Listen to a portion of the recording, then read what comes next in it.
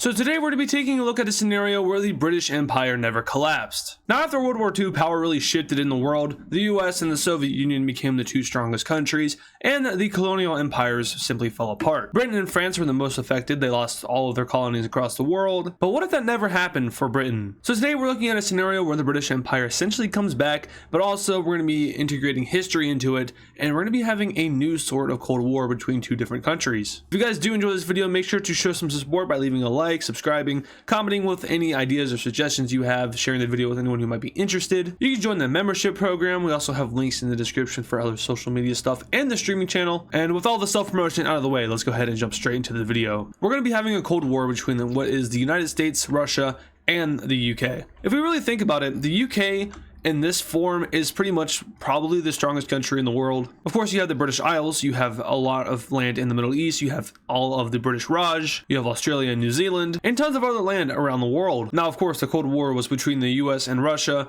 and the US won that after the Soviet Union collapsed. But even today, there still is kind of a Cold War going on, or there's one starting up between the US, Russia, and China. But what if Britain was inserted into that? So what we have is basically the British government, declaring that they're the probably strongest country in the world, and that we want to have the influence that the US has and that Russia has, and the US and Russia are against another power budging in to their little proxy circle of hatred and not love. Now this would affect NATO tremendously. NATO would probably not exist in this scenario because of the power grasp between the US and the UK. After World War II, I don't think they would stay friends. I think they would go back to being enemies. So the US is going to form its own alliance that is against British imperialism and Russia. We're going to be calling it NATO for the sake of memory, even though this alliance will not consist of only Northern Atlantic countries. So the USA will be in it, France will join it, Saudi Arabia will be in it, South Korea and Japan will be in it, Italy will join, as well as Greece, Spain, Germany, and the Benelux. We could also see some other countries join it. We can add more later, but for now, these are going to be the base ones that are going to be in it. So the US, Western Europe,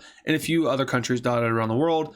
And the most interesting one is definitely Saudi Arabia, who, as you can see, is completely surrounded by the British Empire. So that's basically the reasoning for joining in on this big alliance. But Russia will also create an alliance. And of course, this is essentially a three-way Cold War, so everyone's going to have an alliance. In Russia's alliance will be Belarus, Turkey, Iran, Kazakhstan, Ethiopia, Libya, Serbia, Venezuela, and Cuba. So you can kind of see how this Cold War is shaping up to be a little bit of, maybe a World War III. It's a little intense. There's a lot of countries all over the place, and there's a lot of countries in other countries' backyards. But for the British alliance, I don't think they would have anyone in their alliance, maybe Portugal. And that's simply because the British Empire is so large. It doesn't really, I guess you could say its own allies are the lands that it has conquered. Like, I guess India would be their ally, even though India is essentially a part of the British Empire. But maybe some countries would want to join an alliance with them for the sake of not being invaded by them. But I'm just not sure which countries that would be at this point, so let's not worry about it. Anyway, now we have a series of proxy wars taking place, just like the Royal Cold War.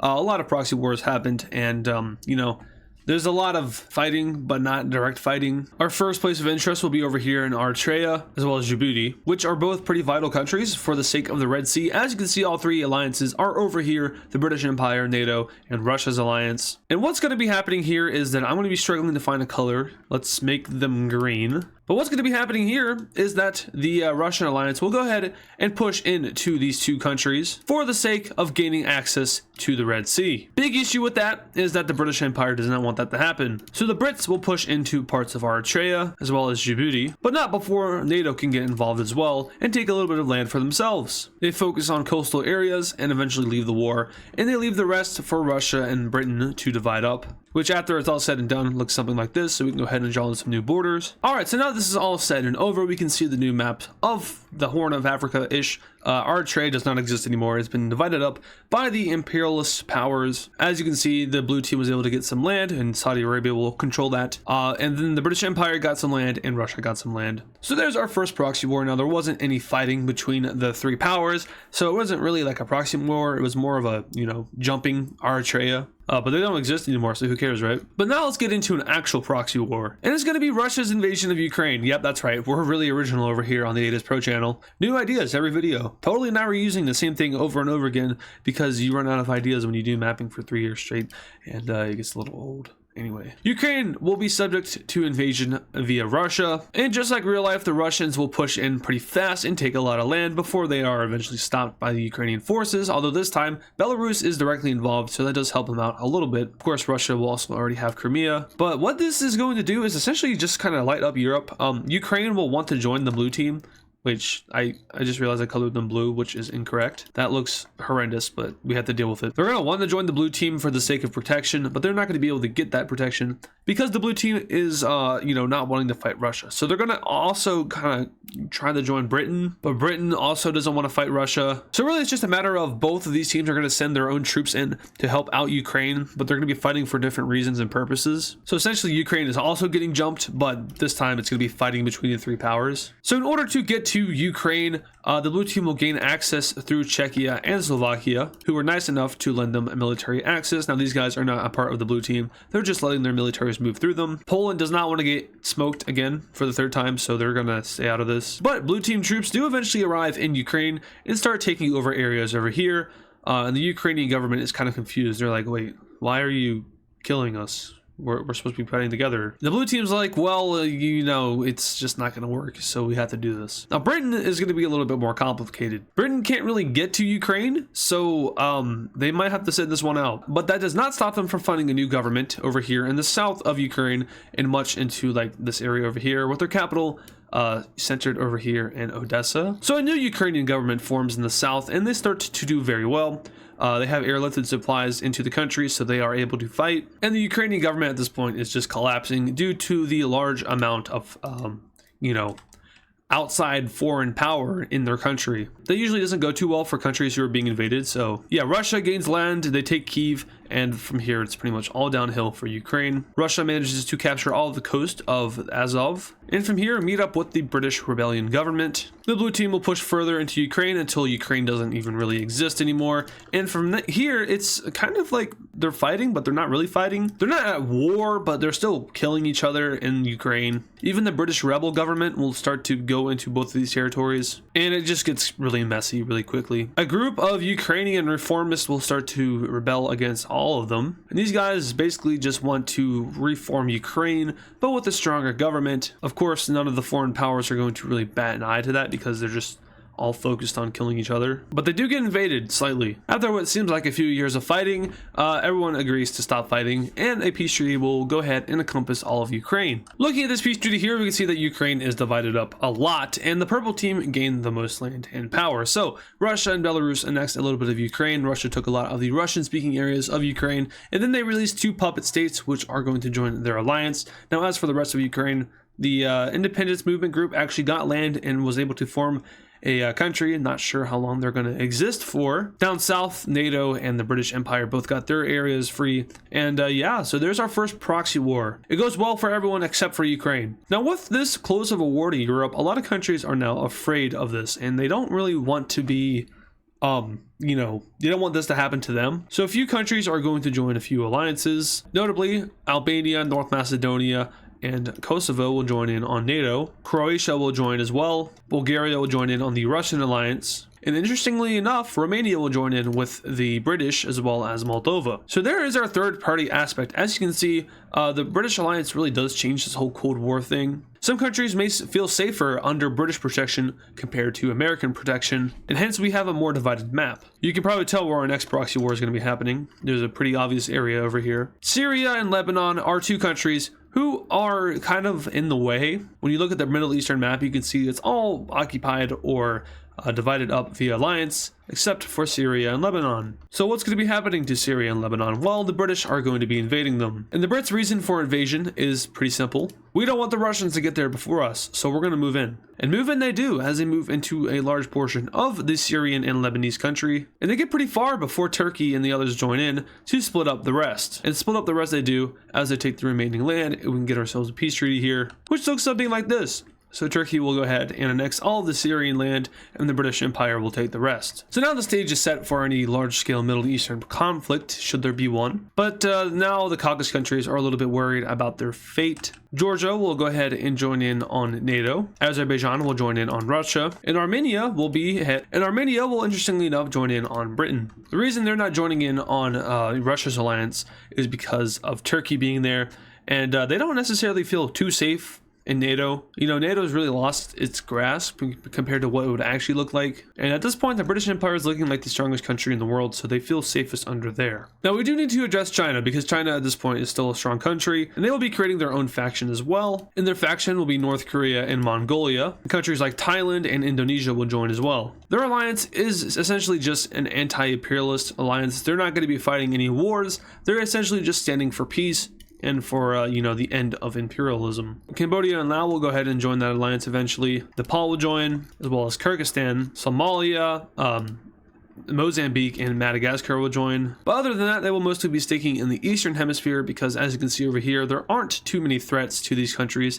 Like South America is relatively safe. I don't think there's going to be any expansion by any countries over here. Even Mexico is relatively safe, even though, we have the Russian alliance and the British alliance right there. The United States isn't going to be invading them. Where you probably want to be worried, though, is like in Africa and over here in Eastern Europe, where something bad is bound to happen. And, well, something bad does happen first. Russia will go ahead and invade the Baltic states. Now, the red and blue teams are too slow to scramble to stop this from happening, and these three countries are gobbled up by Russia. Now, at this point, Russia is looking more like the Soviet Union than it is actually Russia, and Poland is scared for its life, as it should be. Finland will go ahead and join up with the NATO alliance. Norway will join the Royal Alliance. Hungary will join the Russian alliance. Slovenia into the NATO alliance. Czechia into the NATO alliance, Denmark into the NATO alliance, and just before Poland can make a decision, Russia starts its invasion of it. And that's all convenient and all, because as soon as Russian troops start their invasion, Poland is accepted into the NATO alliance. But it doesn't stop there, because Britain was guaranteeing Polish independence, so Britain is at war with Russia as well. But it doesn't stop there, because NATO just blew up a British ship off the shore of Poland,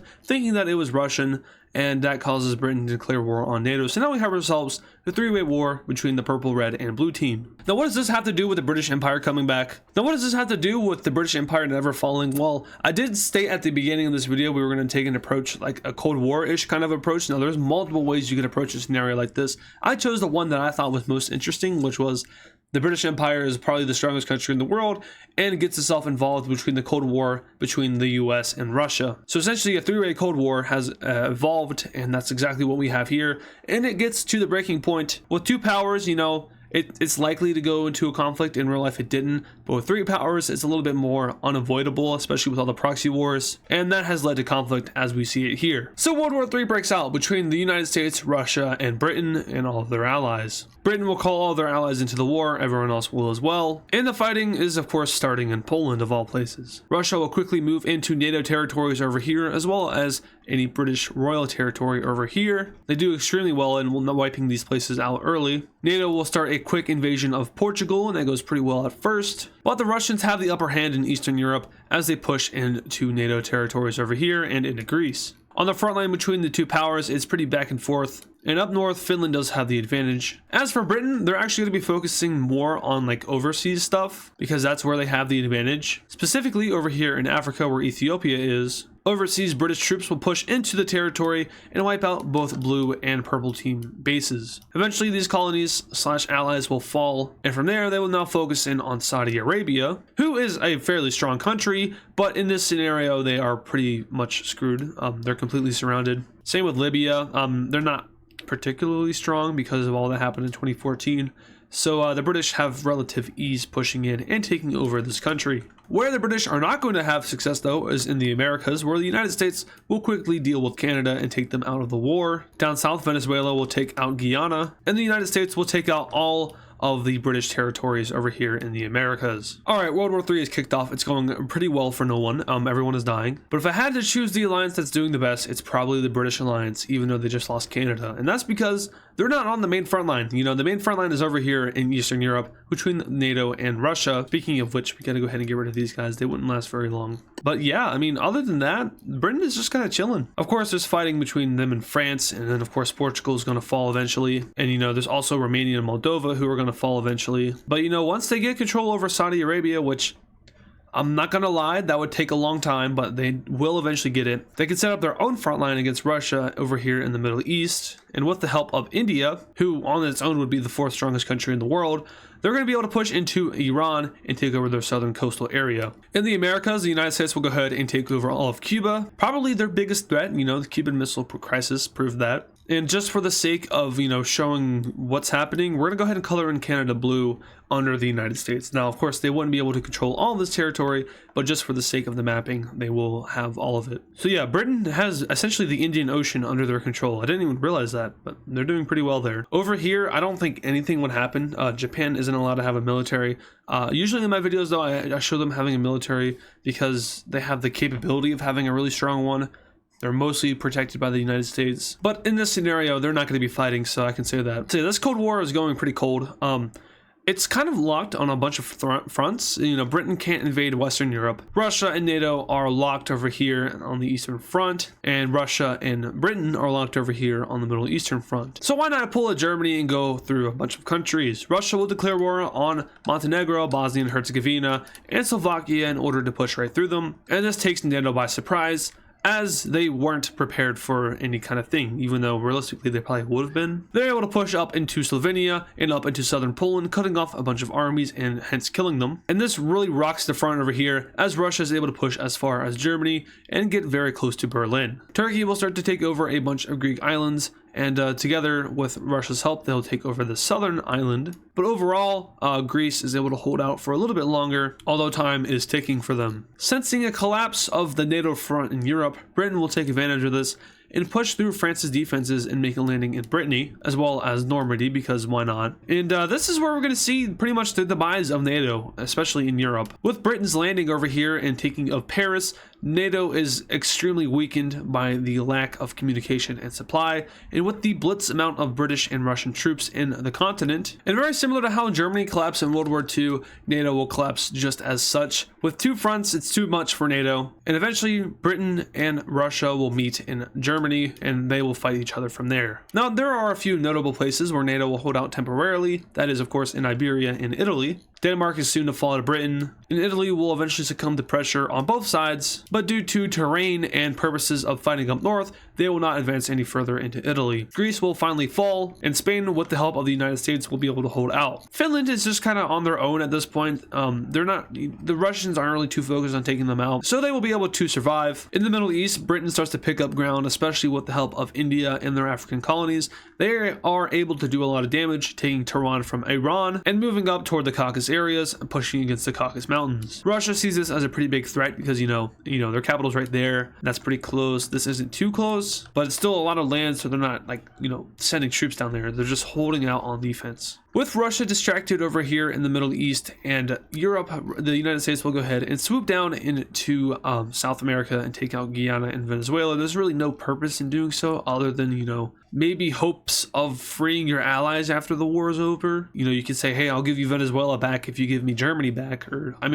Germany and Venezuela aren't on equal grounds. You wouldn't want to trade Germany for Venezuela. But that's going to kind of give you the idea of the scope of things, what the US is thinking. Maybe trade Venezuela for like the Balkans. I don't know country value, and I don't really want to value countries in certain ways. So we're going to just, that's just for example. It's basically like, it's like war score in map games. But yeah, fighting between the British and Russians is going to go on for a few years, and there's going to be no major blows on either side. Turkey will lose a lot of land, and the Brits will be able to push up to southern Russia, but Russia's going to clamp down after that, and it's going to stop them from invading any further. And I do want to prevent any further comments. British Empire survived and didn't collapse, so this is taking place in the modern day. This is after the US-Soviet Cold War, so this started in 2024. I probably should have said that at the beginning of the video, because some people might be confused thinking this is taking place in the 1900s. And yeah, I'm just now realizing this video is kind of messy. It's kind of hard to explain, but I had the idea, it's kind of hard to execute. So I hope you guys do understand what I'm trying to get at here. colors on map moving, people dying, war, so that's good, right? Anyway, as a show of power, Russia will annex this tiny little country here. And yeah, from here, it's really just a stalemate. There's no major gains on either side. Russia and Britain are pretty locked even on the European front. Now, if there was a front to give way, it would be the Middle Eastern front, simply because of like the amount of people India has. If it were to be released, it would be the 4th strongest country in the world. But you have that country under your control, plus Australia, New Zealand, Pakistan, even Bangladesh, all of these African colonies combined together. It's a pretty lethal dosage of death, and Britain is using that. But Russia is also strong enough in this scenario to probably hold that off. Maybe they're using the Soviet strategy of meat shields. But I do think over time, if we were to like really, zoom out, I think Britain would eventually gain the advantage and start to push Russia back. But not before there is a peace treaty agreed upon. And let's take a look at that peace treaty. I'm not too sure what it's going to look like, because it could look like a lot of things, but let's try to grasp an idea. All right, let's go ahead and break down this peace treaty here, where honestly it doesn't look like too much happened, but a lot happened. And you can like go back 10 seconds in the video, or maybe 20, and see what the old map looked like to see the differences, but I'm going to be doing my best to explain, or I guess glaze over them. So the Middle East is British now. Both Russia and NATO lost all of their claims over here, and they became part of the British Empire, which is kind of terrifying. In the Americas, like I said, the US was going to try to do that trade-off thing. They gave back Venezuela, they gave back Guyana. They did take these Caribbean countries for their own safety, but they gave back Belize, they gave back a majority of Canada, and in exchange they were able to save Germany, Czechia, France, and well, Spain wasn't invaded, but Croatia and Slovenia were. As you can see, Russia took over Poland, Slovakia. The Ukraine is united once again under Russia, and the Balkans kind of look weird, but that's how it was. You can see all the weird land stuff happening over here. That was just part of the peace treaty. Iran got they're decimated. Honestly, at this point, we could just unite together Azerbaijan and Iran due to the high population of Azerbaijanis in that area. So that could work as a thing. But yeah, Britain really didn't take too much land in Europe, and that's because they took so much land over here. But they did get the Benelux and Denmark, which aren't like huge gains. So yeah. And if I were to say there was a loser, it would definitely be NATO. NATO lost. Britain definitely is like the sole winner, but you can also say that Russia is a winner in some way because of how much land they got in Eastern Europe. So it's a matter of perspective. If you're supporting a team, then you could say that they won. Unless that team is NATO, which they did not win. Anyway, that will do it for today's video. I'm sorry that it's kind of messy and all over the place, but it was kind of hard to do. Make sure to show some support, like I said, trying to get the 200K by the end of this year. And once again, thanks for watching, and I'll see you guys in the next one. And of course, thank you to all the super fans. This includes Kylie Speaks Plays, German Edits, A Random Guy, Patrick Clauser, Life Lamau, JB Countryball 12, Friaza, Hammertoad 45, CTG Canada Flag, Poland Country Ball, Nevada Garbage Trucks, Yakko, DW Cool Dude, and Terminator. Thank you guys.